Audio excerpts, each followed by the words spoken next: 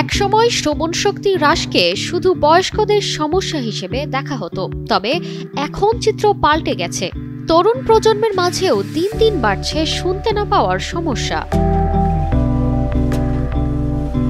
আশঙ্কাজনক হারে বাড়ছে তরুণদের শ্রবণ শক্তি হ্রাসের হার, যার প্রধান কারণ হিসেবে উঠে এসেছে দীর্ঘ সময় হেডফোন ও ব্লুটুথ ডিভাইস ব্যবহারের প্রবণতা। সঠিক প্যাড আর সঠিক তথ্য দিয়ে কেশু সামলে নিব এক হয়ে।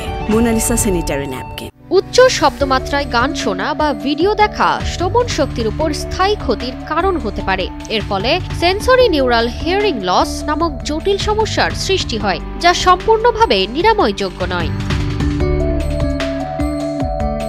সস্তা ও নিম্নমানের হেডফোন এই ঝুঁকি আরও বাড়িয়ে দিচ্ছে। অনেক তরুণ রোগী কানে ভারী ভাব, চাপ অনুভব, এমনকি টিনিটাস অর্থাৎ কানে ক্রমাগত শো শো শব্দ শোনার মতো সমস্যা নিয়ে চিকিৎসকের শরণাপন্ন হচ্ছেন।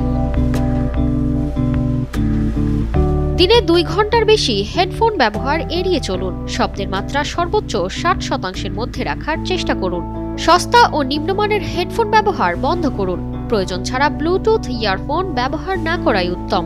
কানে চাপ বা অস্বস্তি অনুভব করলে দ্রুত চিকিৎসকের পরামর্শ নিন। শ্রবণ শক্তি নিঃশব্দে হারিয়ে যেতে পারে, তাই কানের যত্ন নেওয়া মানেই নিজের জীবনের অন্যতম গুরুত্বপূর্ণ ইন্দ্রিয়কে সুস্থ রাখা। তারতিবা ফারুহি, কালের কণ্ঠ।